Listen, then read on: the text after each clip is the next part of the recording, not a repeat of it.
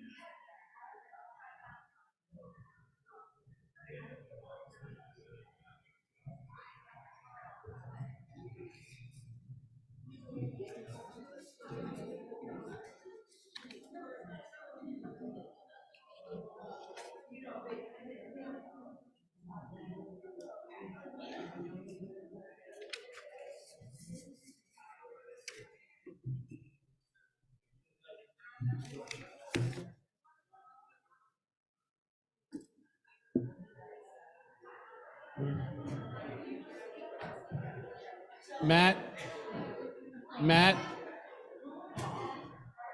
Matt.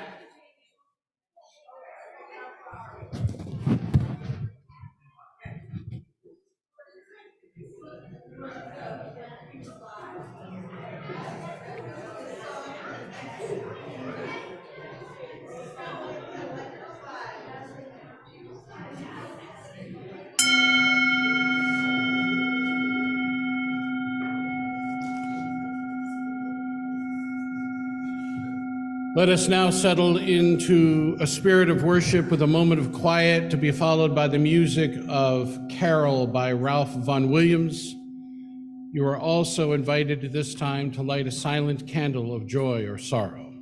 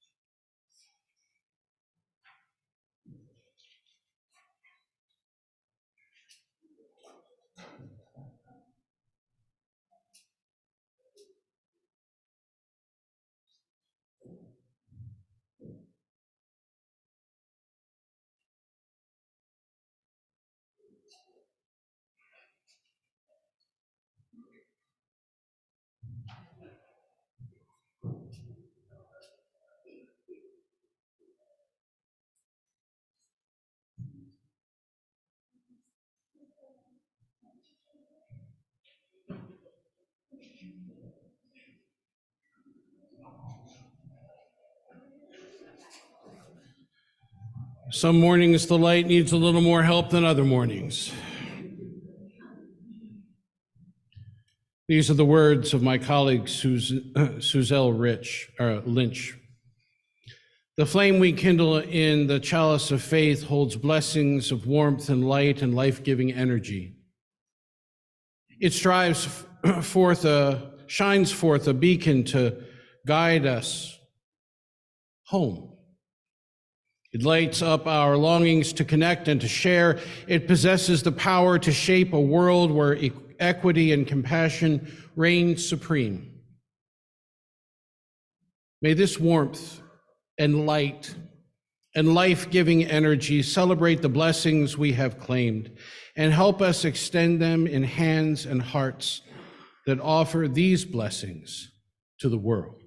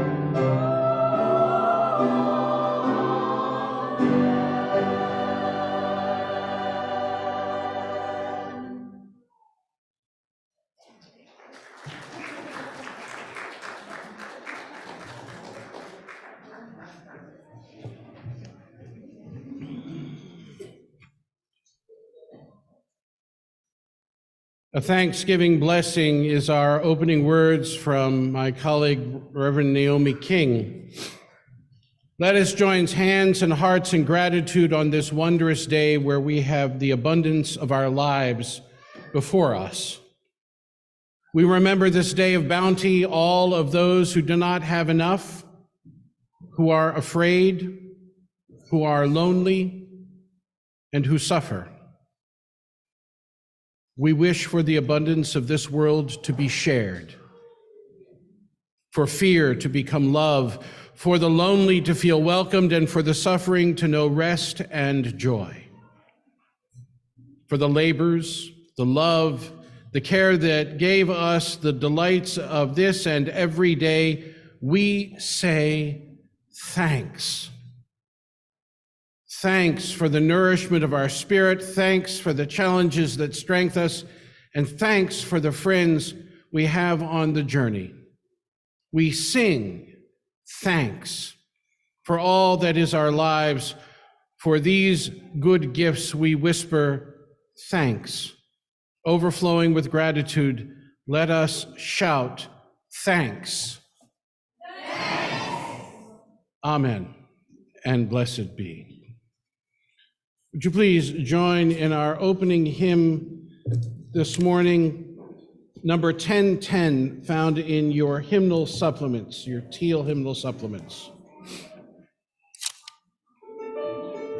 Please rise in body or in spirit.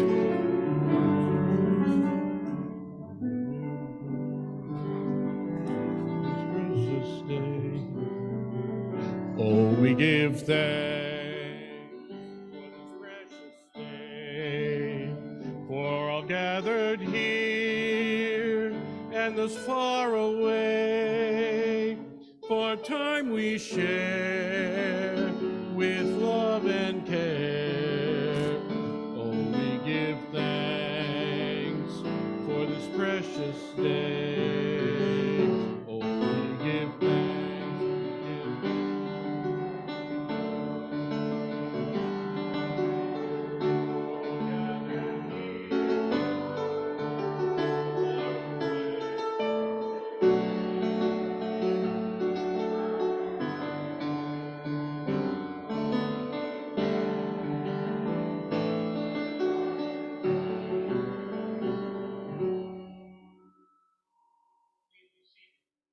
I invite those with our baskets for change to come forward at this time. This opportunity that we provide on a regular basis for those who participate in our religious exploration program to contribute to the ongoing ministry of the emergency fund of this congregation.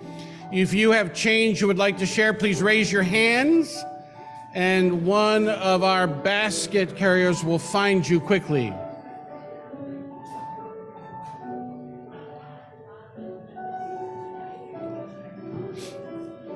It's always the extreme right and left of this congregation that are last. I don't understand. That's it. Back in the back, on both sides.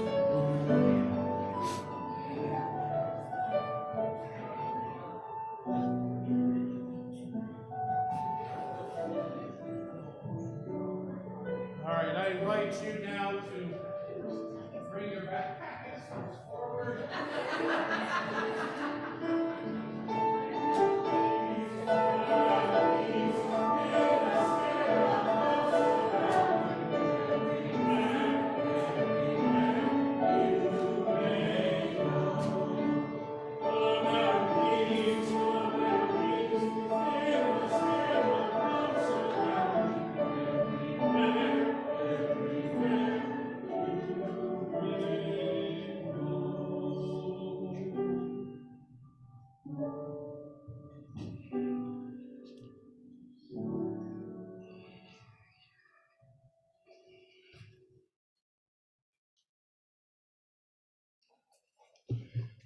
At this time, I would like to invite Diane Mann, member of our Connections team, also known as the Membership Committee from former days, and Sherry Lynn, the president of our Board of Management, to come forward I would also like to invite all of those of you who are here present in person this morning, or those online who would like to join this congregation, to come forward or to be shown on our screen at this time.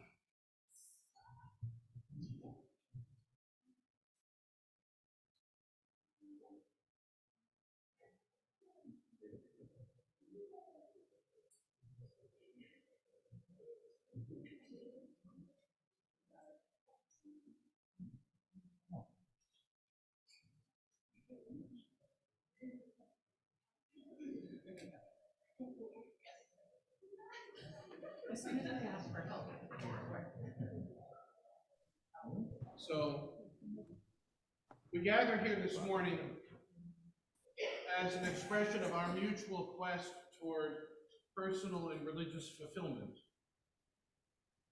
We gather secure in the knowledge that the truths we seek are not constrained by doctrine or dogma.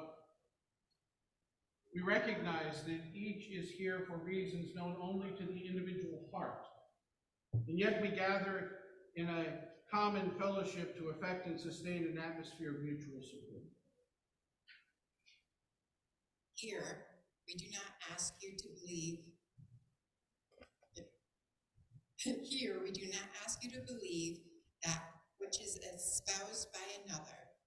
We ask only that you follow faithfully what your conscience dictates, mindful that in your search you will encounter other truths, other convictions, other faiths. Here, you will be embraced as a member of a common family of seekers, all those past and present who have dedicated themselves to the tasks of nurture, compassion, and action. All those who have been and are sympathetic to a common vision that no one person is an island unto themselves, and we are all members of a larger family of life. Would the congregation please rise? It's what? It's working or not?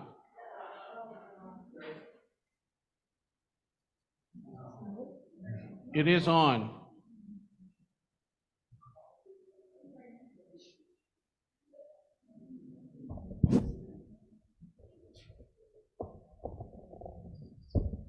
Big switch.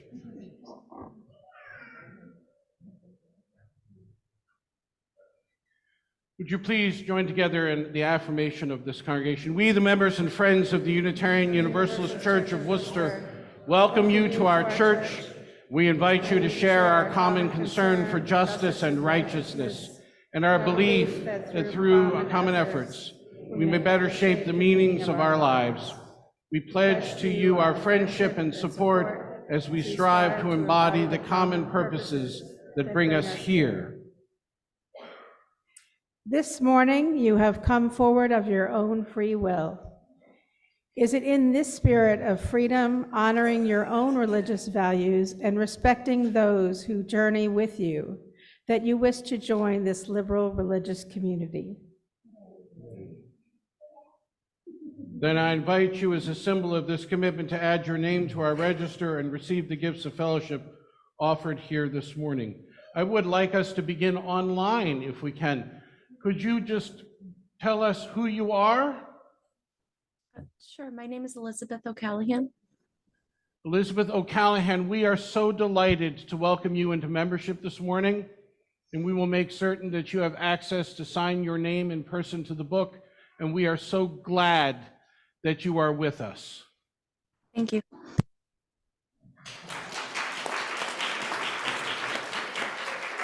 So your name and the date, which is the 19th.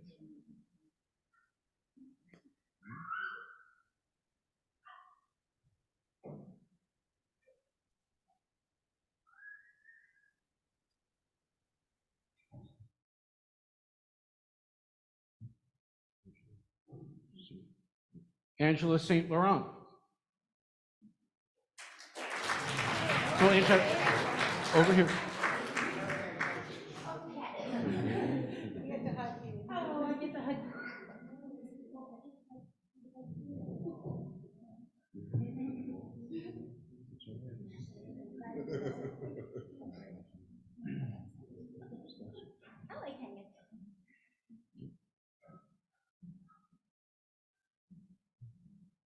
Mark Schlesinger.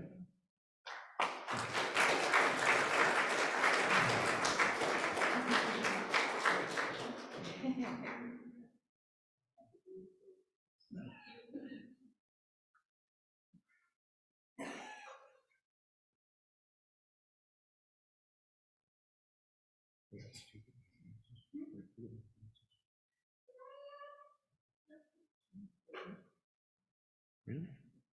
Fran Schlesinger, it's wonderful to see you. Thank you. Justin.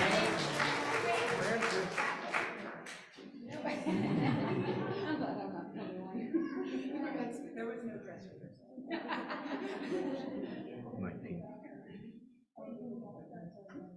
Justin Newton. Name and date.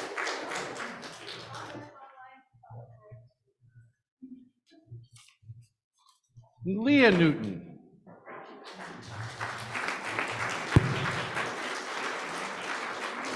Name and date.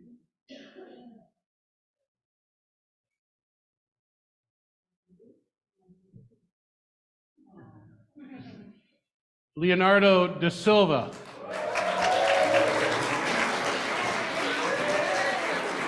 Name and date.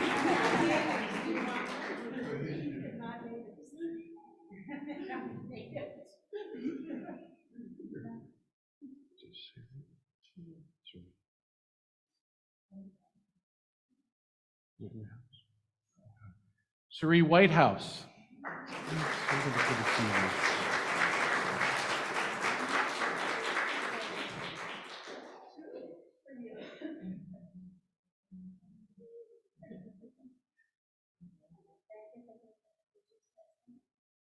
And Bobby Smalley. So glad to see you. Please welcome all of our new members this day.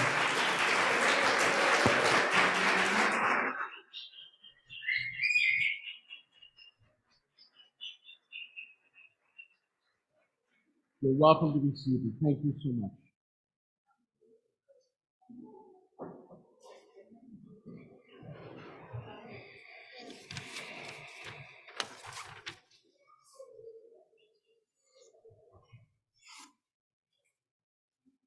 Boy, when we talk about abundance, we mean it. I am so delighted and so honored to see so many that are here and becoming more actively involved in the church. And those of you who just signed the membership book, you can sign up to be a board member anytime soon, right?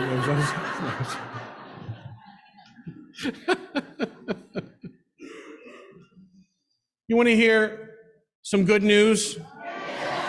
I'm sorry, that's just not. Do you really want to hear some good news? Well, I'm not certain if it's good or not, but I'm going to share it as though it was. Our Loaves and Fishes food pantry team fed 87 households yesterday. I have never seen our parking lot so full at the time when we're distributing food. It is an absolute incredible amount of work that our food pantry team did and continues to do in this congregation. And I'm so utterly sad that it's needed. In the coming months, I suspect it's going to get worse, and which is all the more reason that this congregation maintains and continues to grow in vibrancy so that this community understands that they have a place to come and be and to find those that will assist them through the rough spots of their own existence. It is extraordinary to me that we did this. And then this incredible news. I mean, we only had 3 or 4 people that showed up for the potluck yesterday, right? Like the parking lot wasn't full enough from the food pantry distribution, but our connection, who's on our connections team that's here this morning? Stand up. Stand up. All right. Here we go. In the back, we got people. This group of people put on a feed. I kept saying to folks, you can tell how much a congregation loves food by the size of their minister. which means y'all love food a lot. I also said if I start to lose weight rapidly, worry, right? But I am so proud of the Connections team. I'm so proud of you all for coming together. This Friendsgiving event just shapes the season for me. And it will continue at coffee hour. Oh, now I know why you're here. All right then. That's it. We're going to be fed at coffee hour, which is wonderful news in its own right. But the best part of this news is that this congregation continues to grow and to enjoy each other. I can't tell you how many people talk to me about places where they've gone to worship where they don't sense a belonging. And I think that this place is one of those incredible communities where people come in and they find a place to belong. And that to me is the greatest news of all. So thank you, all of you who helps to make this possible. And thank you for being who you are in the midst of this challenging world, because we will in fact get through whatever it is together. And it is in service to that vision of togetherness and what we can continue to do in service to the community around us and to those who call this place home that we take up an offering every Sunday in order to support the mission and ministries of this congregation. So I invite those of you who are able to contribute at this time to reach into the pocket of the person in front of you, pull out that wad of cash, give the amount you have always wanted to give in service to this congregation. And for those of you who are wanting to do this digitally because you've got more money on your credit card than you do in your pocket, no, you're welcome to contribute by texting 508-231-5335. If you're new with us this morning, please accept this service as our gift to you. And don't feel compelled to participate unless your heart moves you to do so. At this time, our morning offering will be received.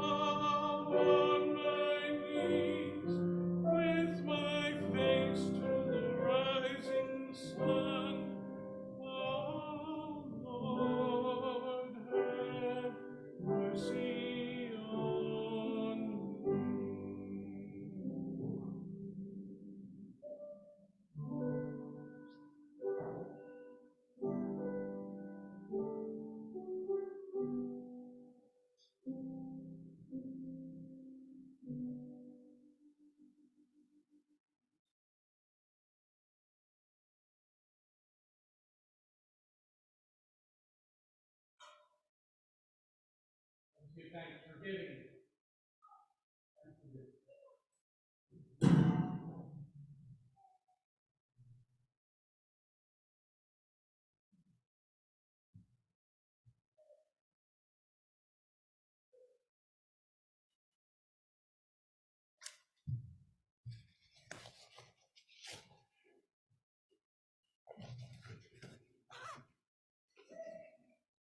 Would you please turn in your gray hymnals to hymn number 391.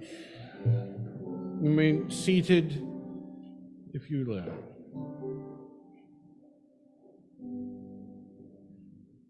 And small, deep inside all, I hear you call, singing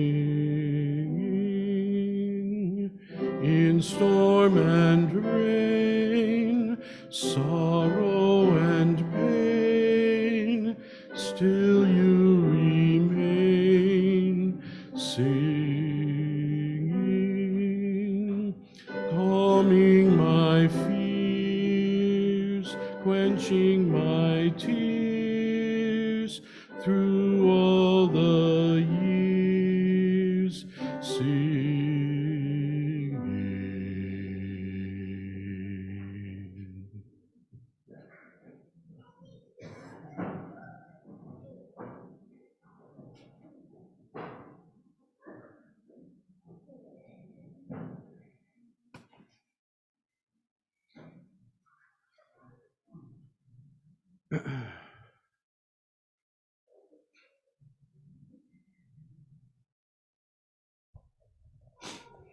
It's like driving the car and you're going somewhere that's other than work, and all of a sudden you find yourself on the way to work. And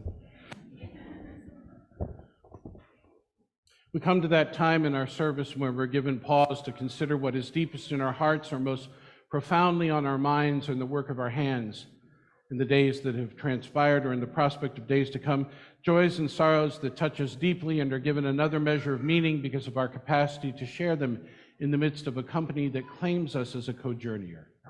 So I invite those of you who have joys or sorrows this day to come forward and form lines on either side of the sanctuary, to come and speak briefly into the microphone, telling us first who you are so that those using our auditory enhancement devices might also participate in this important ritual, and then to light a candle if you so desire. If you would like me to read your joy or sorrow aloud, you're welcome to bring that forward on an index card as well.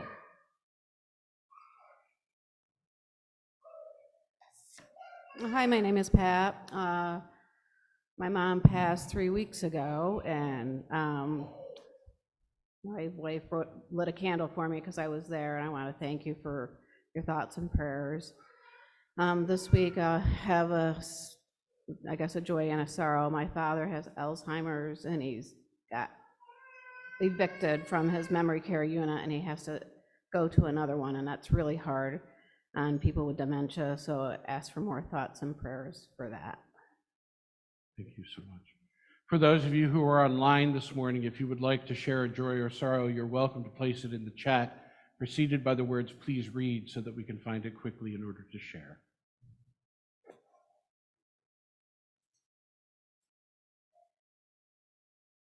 Hello, my name is Rachel Wagner, and I have a joy and I guess a request.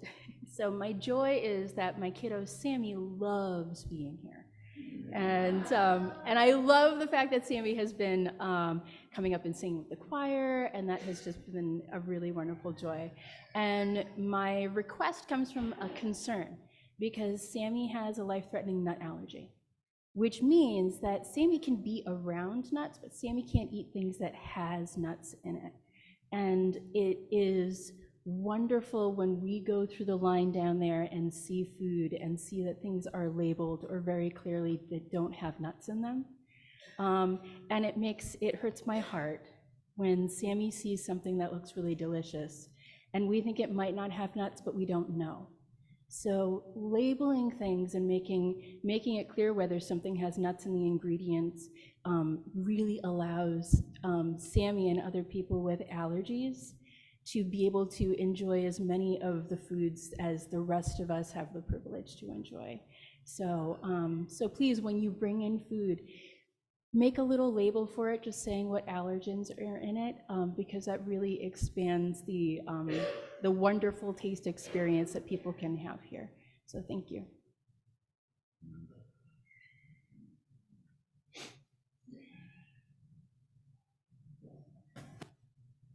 Hello, my name is Paul, and I'd like to thank everybody who went to my birthday yesterday. I just thought of, like, there's an old joke that has, during the Falkland Wars, the British people were flying over, and the penguins would fall back in it, and they would laugh and crash. And it had, like, depending on who you heard, it was, they'd say whoever lived in the Falkland there said that the pilots messed up, and it was funny. I mean, I'm losing it right now, but that's okay. And also, I wasn't going to be here to go somewhere, and they said, "Oh no, that was last week," and after they told me it was this week, so I guess I'll have to take a hint. And lastly, a couple weeks ago, it's just 11 cents down there. Last week was my mother's birthday. The week before that, she passed away, back in 1982, but I didn't get a chance to share that with everybody, and it's hard. I mean, because sometimes mom's the hero, and sometimes mom's mommy dearest. But I missed her, and I still do. I mean, occasionally, and realized that every time that she spoke to me, and I guess this happens when you're young, is that they're out to get me, and she'll never listen to me. And a lot of times there were a lot of good lessons that in retrospect, that I took with me, even though she's passed.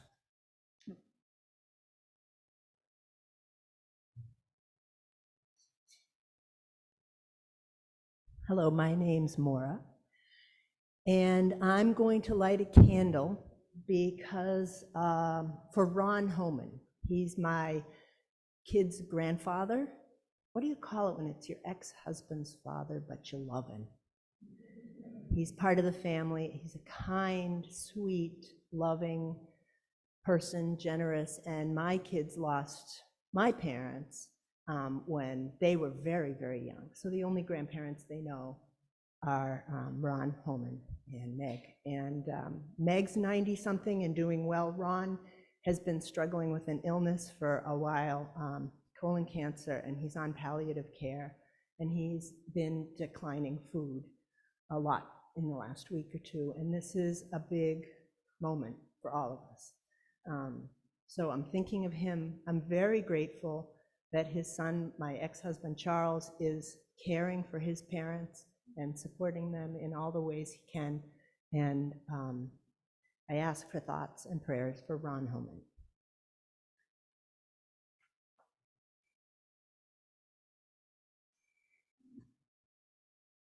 Hi, I'm Angela, and I just want to say thank you for welcoming me into this congregation.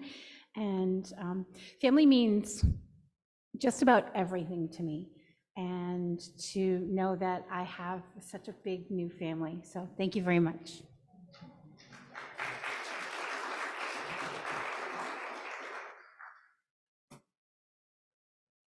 Oh, you know what I'm going to say.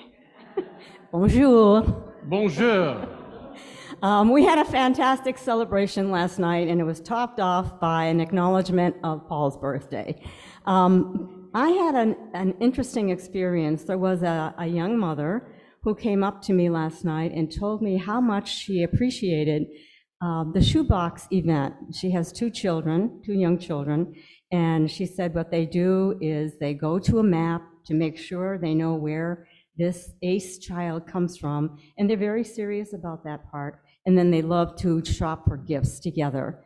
And so I was happy to know that. I know a lot of people do enjoy it, and some people say that it's a tradition now in their house. Anyway, we start our shoebox event today by the sign-ups. So I'll be in the hall after the service. Thank you.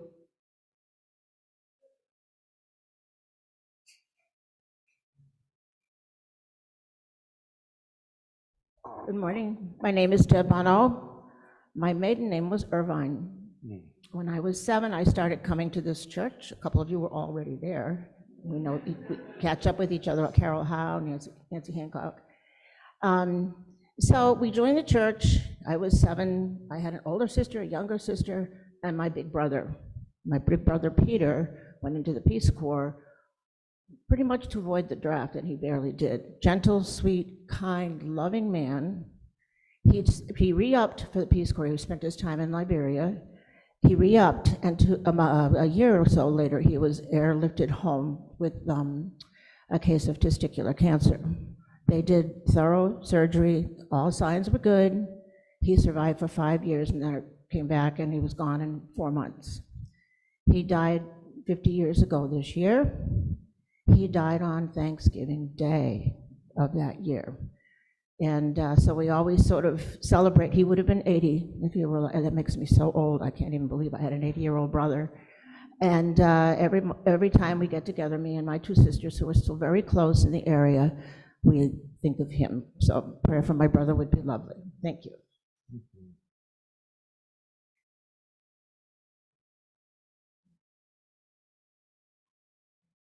Hi, I'm Karen St. Laurent, and so Thanksgiving time for me is, well, I have a joy and a sorrow. So Thanksgiving time for me is kind of bittersweet. My father-in-law passed away many years ago, and then also my mother, for me now it's 17 years. So it's a little bit bittersweet. I've tried now in the past 5 or 10 years to try to incorporate some of her traditions, and it started to bring some more joy into the Thanksgiving time, so it's made it a little bit better for me. So that's my sorrow, but my joy, it's kind of a weird joy. I never thought I'd be a football mom, but I am officially a football mom, and and my son will hopefully, if Burn Coat isn't all that great, I don't know, but they never are. Okay. Well, so he's at Doherty, and maybe he'll actually play, although it's mostly seniors, he's a junior, so hopefully he'll actually play on Thanksgiving Day. But I will be freezing my tushy off Thanksgiving morning. Welcome to the cult. Welcome to the cult.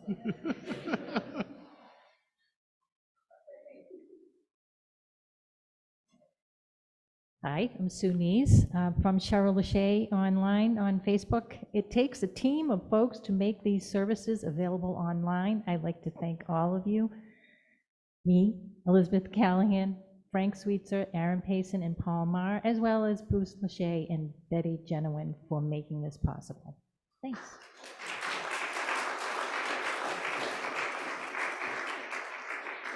So I think it's Beth Posner-Waldron that writes, with 4 generations of family, I will have my 4 grandchildren in one place in an Airbnb. I can't wait. Thanks to all. And happy birthday to Alana Keogh. So. And Charlie Heffernan. Are there any online joys and sorrows?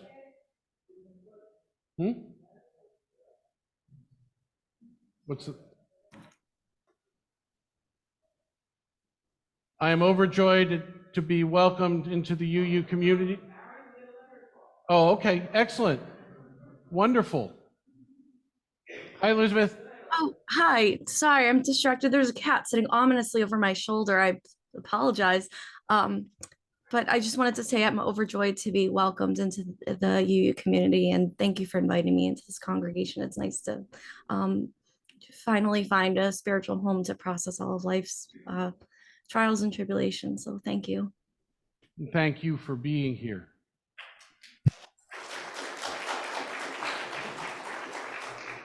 Are there any other online? I think we've gotten them all. Excellent. Let us be in the spirit of prayer and meditation. Spirit of life, source of our innermost being, we give thanks this day for your presence. We give thanks for the connections we maintain between ourselves and those around us and the world that continues to nurture us. We bring into our hearts and our minds those of generations that are slipping quickly into the hereafter, and remember the gift of their presence in our lives. We call to mind all of those needful of health and wholeness, remembering that our presence in their lives and the care and compassion that we share with them was reciprocated in some great fashion. We would be mindful of all of those in need of nurture and support, and we are so grateful for the service of communities that reach out and make a difference. Help us remember during this season of Thanksgiving the many things for which we ought to be grateful. Help us be mindful of our capacity to be a thanksgiving to those around us and to the world in need. Amen, and blessed be.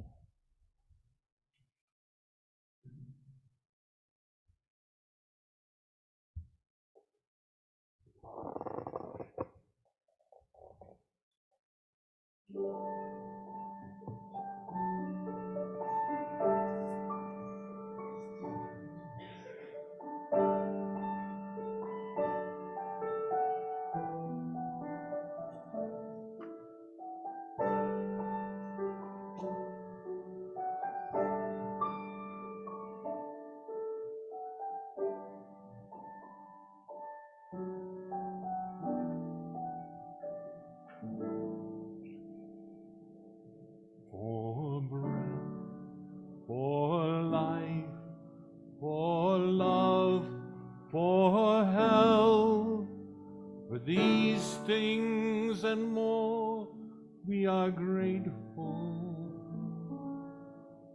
For moments of peace, for ecstatic visions, for the impulse of creation, we are grateful. Forgiveness and grace, reconnection and love, for these things and more, we are grateful. To walk when we can't, to see through the walls, even for a moment, we are grateful. For the impulse to share, for the need to receive, for these things and more, are we grateful. For light which appears without bidding each morn, after dark nights that seem like they'll never end. For each and every day, for each and every friend, for these things and more, we are in your grace, we are filled with your grace. Lauda, laude, lauda, laude, for these things and more, we are grateful. Lauda, laude, lauda, laude, for these things and more, we are laude, laude, laude, for these things and more, we are grateful. Lauda, laude, lauda, laude, for all of these gifts, we are grateful.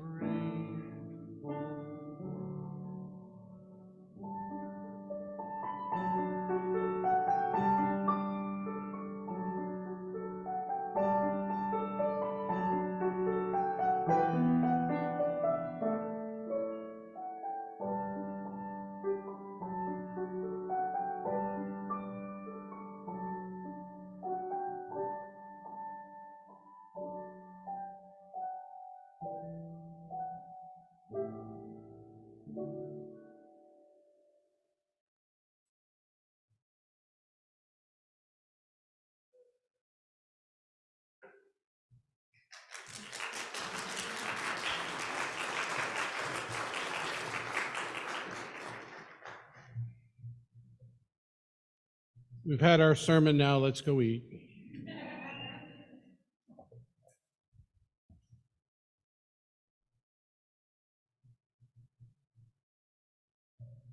See, I want that idea of a pop-up choir came to mind, right? You know, people just sort of joined in. I'm so grateful, Matt, for your creativity and for the wondrous voices of our choir. Rosemary Watola Tromer writes a new poem this year entitled At the Market. When I walk through the market, I think of how someone else here beside the stir-fry cart and the tie-dye tent has just lost a beloved and is hiding tears behind sunglasses. Not knowing who they are, I try to treat everyone with kindness. Meanwhile, the day is beautiful for everyone, no matter how broken, how whole our hearts. It gathers us all in a grand blue embrace. Part of me resists calling it a miracle. The other part calls it what it is and strolls through the miracle of Friday morning surrounded by arugula and strawberries, muffins and lilies, and all these other fragile hearts. All of us saying, excuse me, good morning, how are you? I'm fine.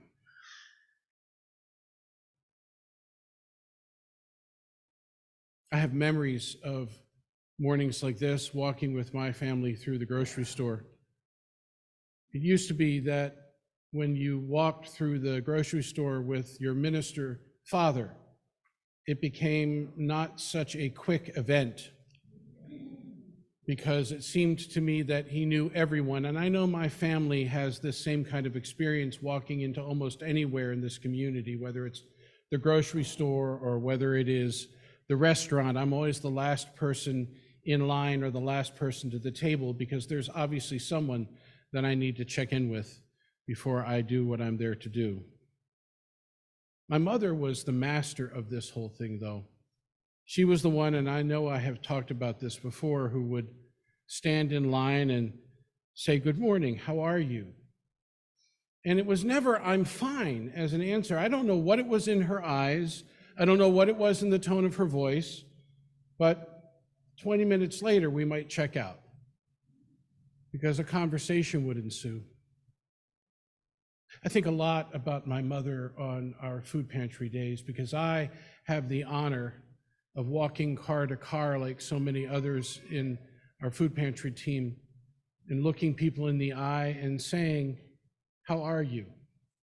Not there to take their order, not there to hear what their allergies are, just there to look at them and say, I see you, and I wonder how you are, and if you have any needs that we can help meet.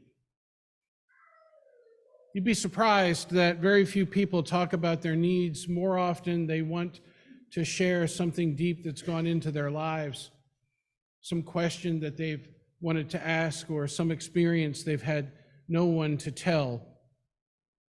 It seems to me that the greatest measure of our emptiness is aloneness, not being seen and not being heard. And so those very simple moments of hi, how are you, turn into being these grand, potentially life-changing events for someone who might otherwise find it necessary to do other things. Simple questions have this kind of effect. In my youth, my family and I arrived at the table on Thanksgiving Day to find a modest but delectable banquet of breads and beans and stuffing and potatoes and turkey and gravy, and our places were set with my mother's favorite china, a reminder that it was indeed a special occasion. As we stood admiring our feast, attention turned quickly to a contribution that seemed almost out of place in the midst of such plenty. an empty place setting at the end of the table. And, well, let me show you.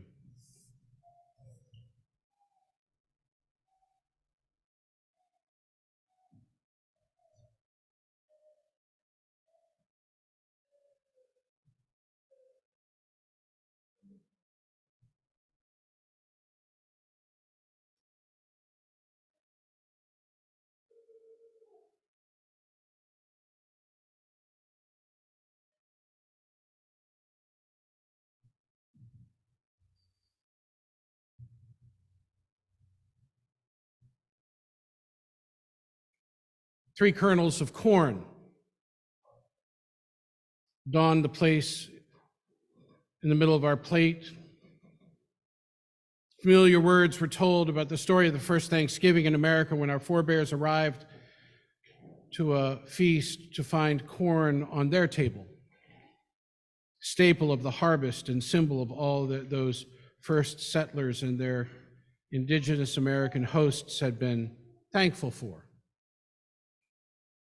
A couple of years ago, Joshua Mark published an article online reminding readers that corn was central to the lives of indigenous peoples across North, Central, and South America. Maize, he writes, was introduced to North America from Mesoamerica circa 700 to 900 CE and transformed the lives of the indigenous people. Every tribal nation has an origin story of this gift that came from the gods to feed the people. In some stories, the corn is a gift from the corn mother. In others, it came from the old woman who never dies, a corn spirit who has also taught the people to give proper thanks. And in others, corn itself was a deity who gave itself for the goodness of the people. A Sauk tale relates how two hunters sitting by a fire offered roast venison to a beautiful woman who visited them and seemed hungry. In gratitude for their generosity, she told them to return to the spot in a year. And when they did so, they found corn, beans, and tobacco growing where she had sat. In an Abenaki tale, a man living alone and yearning for company is visited by a beautiful woman who tells him to set fire to a field and then, when it is burnt over, to drag her by the hair across it. He refuses at first, but she tells him he must do as he is told for the greater good, and if he does, she will remain with him as a constant companion. After he has dragged her across the field, she tells him to look for stalks that will appear in as grass, but will have something that looks like hair coming from them when they're ripe. And then she vanishes. When the corn appears, the man recognizes the silk of the stalk as the woman's hair and is comforted knowing she will always be with him. Alone in a deep forest, far from the village of his people, lived a hermit. Goes another tale. His tent was made of buffalo skins and his robe was made of deerskin. Far from the haunts of any human being, this old hermit was content to spend his many years. All day long, he wandered through the forest, studying the different plants and collecting roots. The roots he used as food and as medicine. At long intervals, some warrior would arrive at his tent and get medicinal roots from him for the tribe. The old hermit's medicine was considered far superior to all others. One day, after a long ramble in the woods, the hermit came home so tired that immediately after eating, he lay down on his bed. And just as he was dozing off to sleep, he felt something rub against his feet. Awakened with a start, he noticed a dark object. It extended an arm toward him. In its hand was a flint-pointed arrow. This must be a spirit, thought the hermit. There is no other human being here but me. The voice says, "Hermit, I have come to invite you to my home. I will come, the old hermit replied. So he arose, wrapped his robe around him, and started toward the voice. Outside his door, he looked around, but could see no sign of the dark object. Whatever you are or wherever you be, said the old hermit, wait for me. I do not know where to find your house. He received no answer, nor did he hear any sound of someone walking through the brush.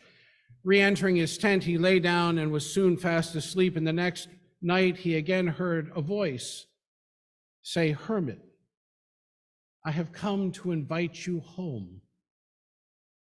He took his big bone axe and knife and proceeded to dig down into the center of the circle. When he got as far down as he could reach, he came to a sack of dried meat. Next, he found a sack of turnips, and then a sack of dried cherries, and then a sack of corn. Last of all was another sack, empty except for 1 cup of corn. In the other corner was a hole where the hermit's arrow had pierced the sack. From this hole, the corn had been scattered along a trail which had guided the old man to the hiding place where he found this plenty. From this experience, the hermit taught his people how to keep their provisions while they were traveling. He said, the voice told me to find them and to bring me home. What I found was a circle. And when I dug, this is what I found: provisions for the winter.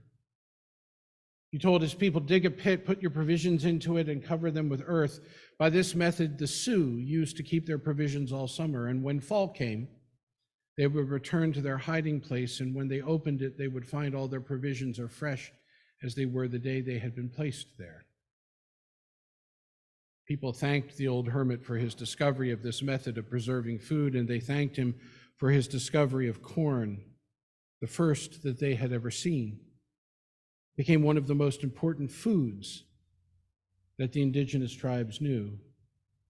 A couple of years ago, Pete Wells wrote in an article in the New York Times describing the growing food sovereignty movement among indigenous Americans to reclaim control over the production of corn for their people.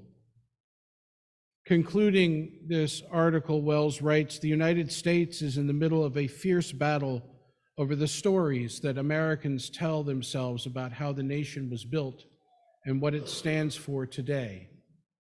Dramatic and at times violent conflicts have erupted over monuments to Confederate soldiers, institutions named after slave traders and plantation owners, the history lessons children learn and the books they read, efforts to revise popular narratives about history to include Black, Indigenous, and other points of view that have been ignored, and resistance to those efforts that are now central feature to our political life. One aim, he writes, of the many stories Americans tell about Thanksgiving is nation building.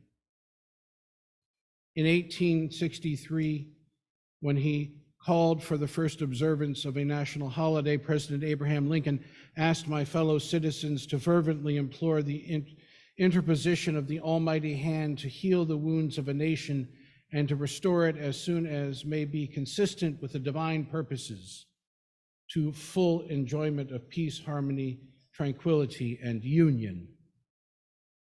Another aim was to paint over the long and shameful history of killing Native Americans, driving them from their land and shattering their culture. For many Native people, Thanksgiving is a national day of mourning, a time to remember what they have lost since Europeans first sailed into sight.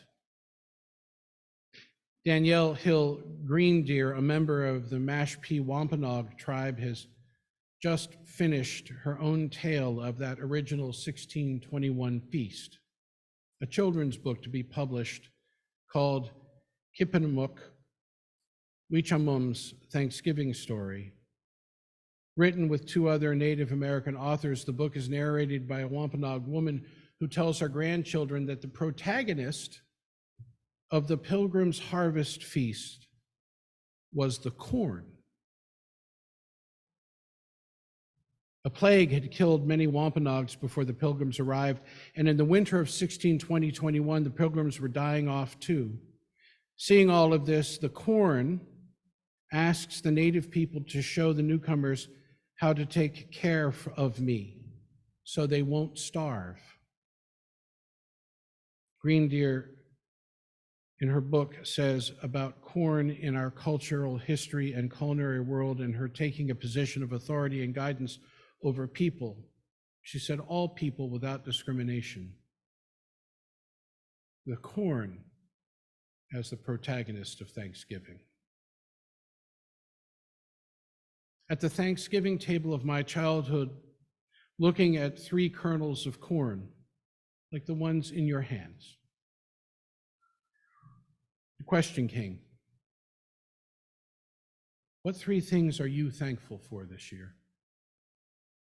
Answers ran from new bicycles and baseball gloves to friends and family and fun activities. As a boy, gratitude came in response to the things in my life that made me feel good and the people who gave them to me. Over time, such self-centered thanksgiving turned to the less tangible, for the love of family and friends, the privilege of college education, of good health, and the prospect of a bright future. More aware then of the world and its inequities, gratitude for things turned into gratitude for opportunities. Now I prepare to sit again at the table of plenty with my own children. And as I get older, the challenge comes with an increasing awareness of how gratitude can quickly fade in a haze of an uncertain world and future. I used to be grateful for things I got, and now I struggle to come to terms with things I have in a world that seems full to the brim with have-nots. And I struggle with the intangibles too, wanting my children to have a better life than I, worrying about the state of the world and the legacy of consumption that my generation will most certainly cost those who follow. And then it occurs to me that this is where and when I must learn to be grateful for this awareness. That what I do impacts others, how I choose to spend my resources and my time and my energy, all that I am gifted with and responsible for is always a choice, even if it feels like a burden. The Deuteronomist said it most plainly, I have set before you life and death, blessings and curses. Choose life so that you and your descendants may live. Choose life. Choose a way of living that makes for life in the largest sense of the word, a spirited, passionate, and compassionate living that continually seeks to expand the embrace of who is neighbor and who is friend and who is family. Cosmic embrace that embodies a love that does not shrink in the presence of fear or anger or violence or uncertainty, a love that will not and cannot die. Then I remember the tradition at my Thanksgiving table, a place set for a guest that has yet to arrive. Either the unknown person who always showed up at my house about dinner time, or the friend that had no other place to be on such a special day, and there was always room for one more, and there always is. Gratitude once for things, and now for opportunities in my life. I turn now more to an awareness of the larger world and my privileged place in it, and offer thanksgiving for the continuing push to extend my embrace, to perpetually make room for one more in my life, and to celebrate each moment as an opportunity to live the love that gifts me and so many others with hope and courage, even in the most uncertain of times.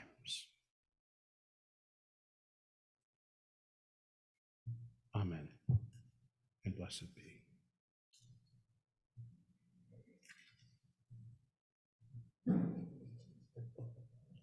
Would you please turn in our hymnals to 515, our litany.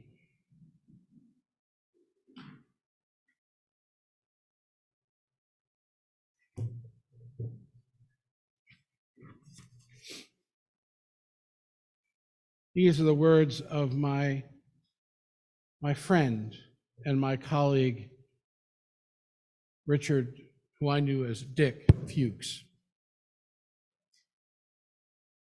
For the sun and the dawn which we did not create, for the food which we plant but cannot grow,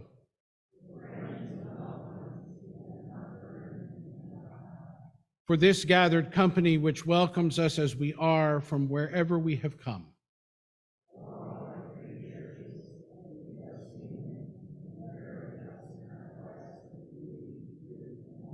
For all things which come to us as gifts of being from sources beyond ourselves.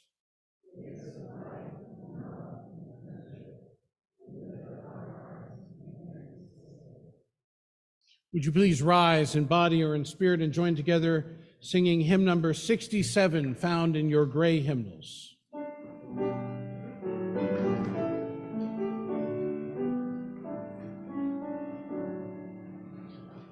We sing now together our song of thanksgiving, rejoicing in goods which the ages have wrought, for life that enfolds us and helps and heals and holds us and leads beyond the goals which our forebears once sought.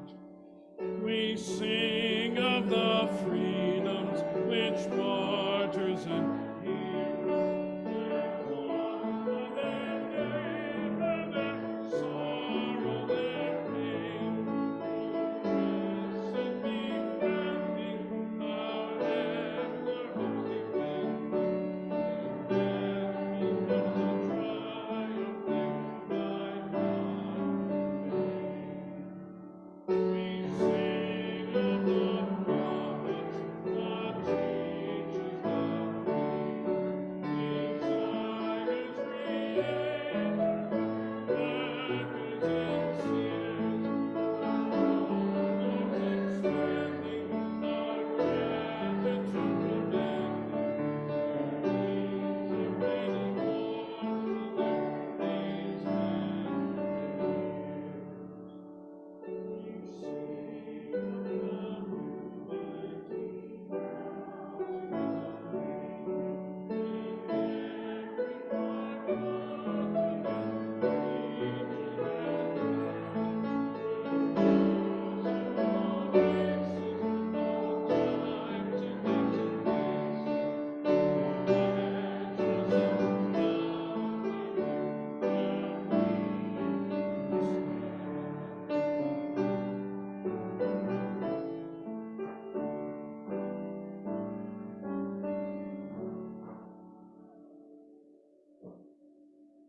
My friend and colleague Barbara Peskin writes, because of those who came before, we are. In spite of their failings, we believe. Because of and in spite of the horizons of their vision, we too dream. Let us go remembering to praise, to live in the moment, to love mightily, and to bow to the mystery. Amen, and blessed be.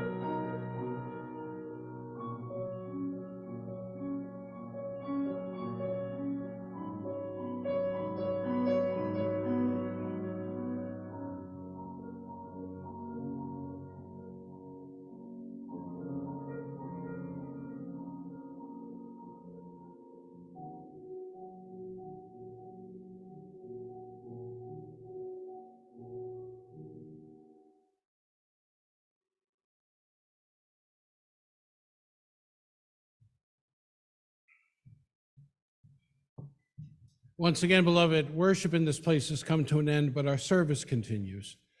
First, with an opportunity for refreshment and conversation. May yours be a wondrous and wonderful Thanksgiving. And I look forward to seeing you back here very, very soon.